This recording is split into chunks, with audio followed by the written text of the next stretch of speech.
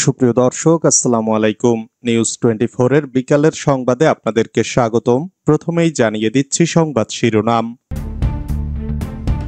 ফেব্রুয়ারিতে নির্বাচন আয়োজনের প্রস্তুতি চলছে, যা বললেন সিইসি।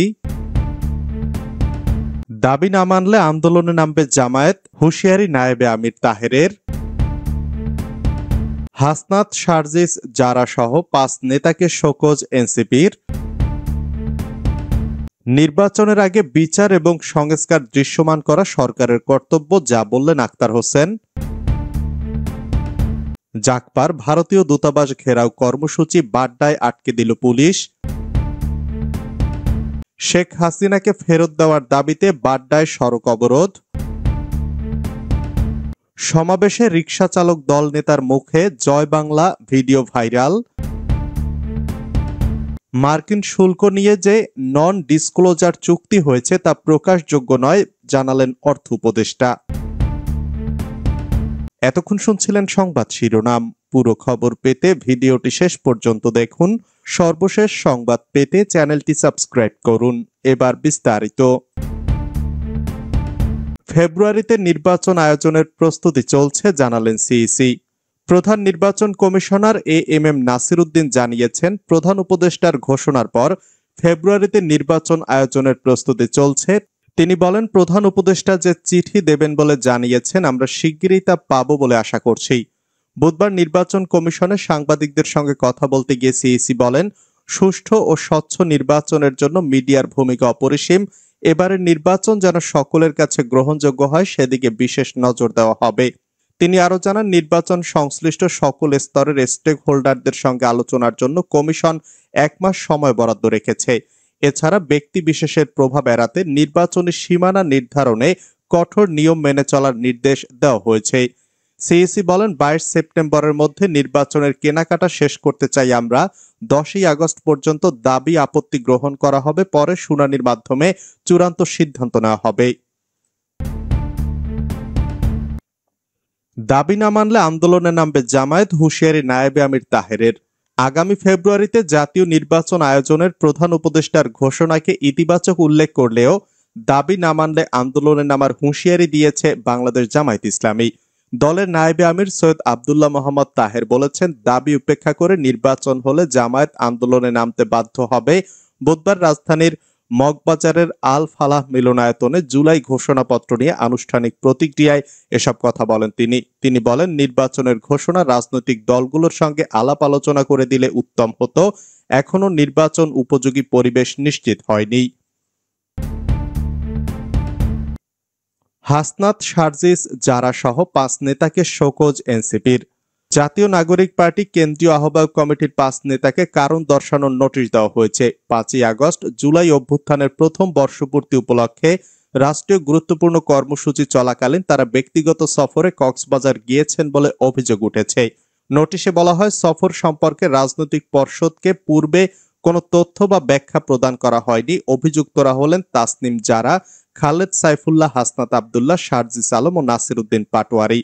এ প্রসঙ্গে এনসিপির যুগ্ম সদস্য সচিব সালেউদ্দিন শিফাত স্বাক্ষরিত এক বিজ্ঞপ্তিতে বলা হয়, সংশ্লিষ্ট নেতাদের আগামী 24 ঘন্টার মধ্যে আহ্বায়ক মোহাম্মদ নাহিদ ইসলাম ও সদস্য সচিব আক্তার হোসেনের কাছে সশরীরে উপস্থিত হয়ে লিখিত ব্যাখ্যা প্রদান করতে হবে। দলীয় সূত্রে জানা গেছে, বিষয়টি দলীয় শৃঙ্খলার পরিপন্থী হিসাবে দেখা হচ্ছে। ব্যাখ্যা সন্তোষজনক না হলে সংগঠনের নীতি অনুযায়ী পরবর্তী ব্যবস্থা নেওয়া হতে পারে। নির্বাচনের আগে বিচার এবং সংস্কার দৃশ্যমান করা সরকারের কর্তব্য। রাজধানীর বাংলা মোটরে জাতীয় নাগরিক পার্টির অস্থায়ী কার্যালয়ে বুধবার দুপুরে জুলাই ঘোষণাপত্র ও প্রধান উপদেষ্টার ভাষণ নিয়ে আনুষ্ঠানিক প্রতিক্রিয়া জানানো হয়। দলের সদস্য সচিব আক্তার হোসেন বলেন, নির্বাচনের আগে বিচারকে দৃশ্যমান করা এবং সংস্কার করা এটি এই সরকারের কর্তব্য। মাঠ প্রশাসনের নিরপেক্ষতা নিশ্চিত করা, লেভেল প্লেইং ফিল্ড তৈরি করে নির্বাচনের প্রস্তুতির নিশ্চয়তা আমাদের দিতে হবে। তিনি বলেন, ঘোষণাপত্রে 1000 শব্দ ব্যবহার করা হলেও তা জুলাই আন্দোলনে নিহত 1400 মানুষের কথা স্পষ্টভাবে প্রতিফলিত করতে পারেনি। তিনি বলেন, 1 বছরে সরকার আহত ও নিহতদের প্রকৃত সংখ্যা নির্ধারণে ব্যর্থ হয়েছে, যা ঘোষণাপত্রের ভাষায়ও ফুটে উঠেছে। আক্তার হোসেন আরো বলেন, ঘোষণাপত্রে উপনিবেশ বিরোধী সংগ্রামের কথা উল্লেখ থাকলেও 1947 সালের সংগ্রামকে উপেক্ষা করা হয়েছে।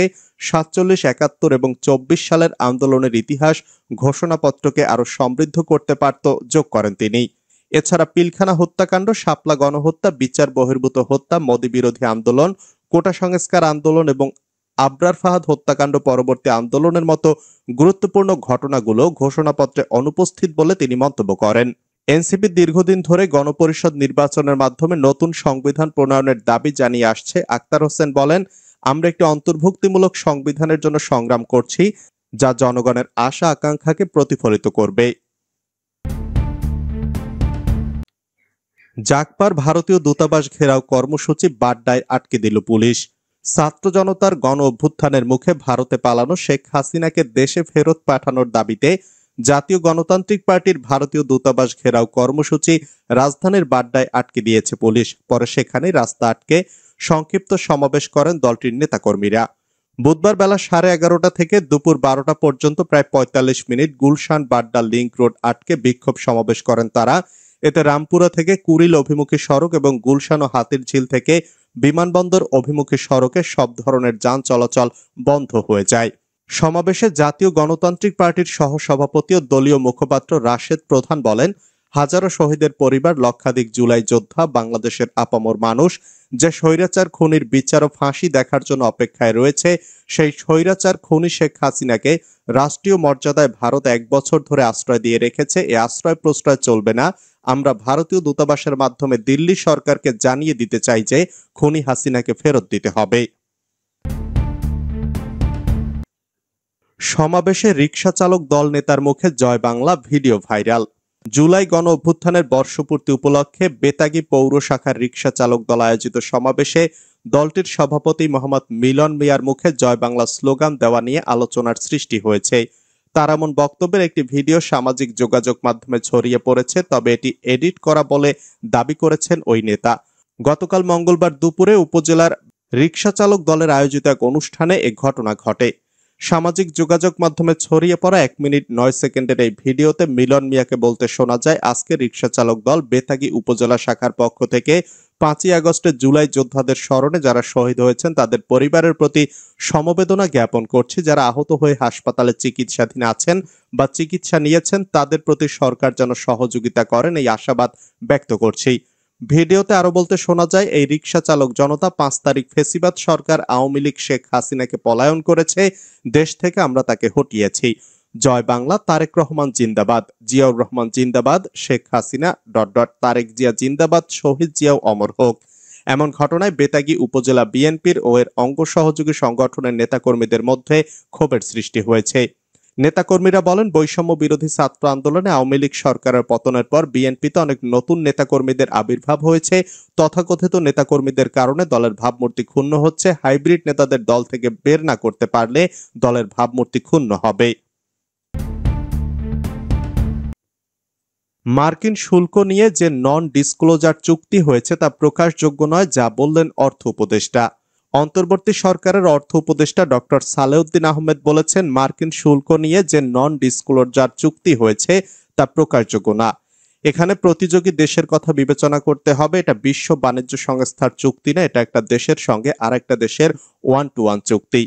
অর্থ উপদেষ্টা বলেন, শুল্ক আরো একটু কম হলেও ভালো হতো, তবে অন্য দেশের সঙ্গে তুলনা করলে বাংলাদেশের অবস্থান ভালো জায়গায় রয়েছে।